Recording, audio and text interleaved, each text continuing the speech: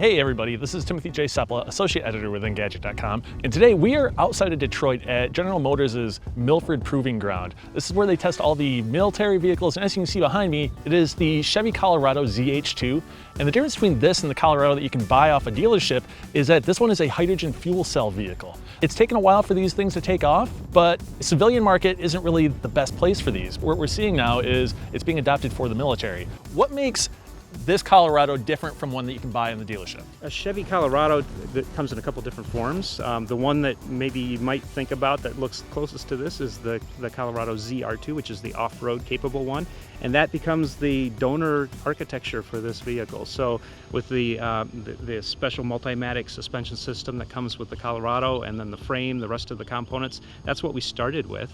Then we added these very large 37-inch tires. There's some slight changes to the cab here that actually made room for the tires. We have body panels that are carbon fiber and Kevlar. All of those things are designed to accommodate the off-road capability. The thing that I'm most excited about is the fuel cell propulsion system that's under the hood. And that allows us to fuel this vehicle with hydrogen and get all the advantages of an electric drive system, which can drive very, very quickly, and we can refuel fast. So think of doing that in about 3 minutes. You can refill the vehicle.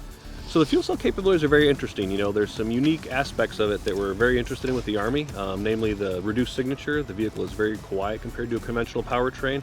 It has high electric power output, so I can use that power for mobility to actually propel the vehicle, or we can use that power to send it off-board to a field hospital or a forward operating base, for example, or even onboard electrical systems.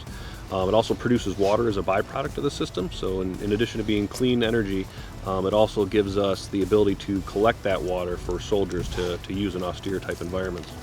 Right now this is a demonstration and a learning vehicle for us, so we're continuing to develop. We're going to get some data over the next year with the Army, and they'll take it around to different military bases, put it in the hands of real soldiers, and then they can evaluate it and decide, is it meeting their needs and what would they change. How much different are those tests going to be versus what GM has already done, you think?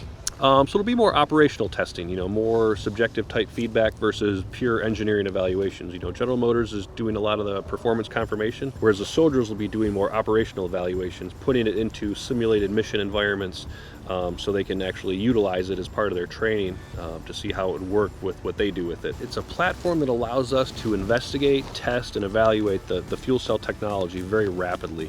You know, over the past 50 years, General Motors has put about $3 billion into fuel cell technology and electrification.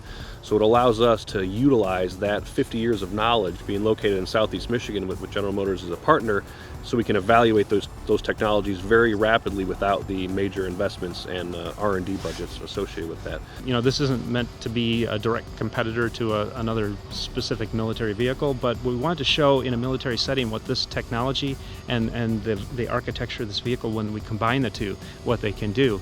GM is of course interested in it just from our own standpoint, because we have retail customers that like vehicles that can do the off-road capability, and this is taking a very capable propulsion system, coupling it with the capability of the vehicle itself, and then we have an off-road vehicle that can leverage both advantages. That's it for us, Internet. For the rest of the coverage on the Chevy Colorado ZH2, check out Engadget.com.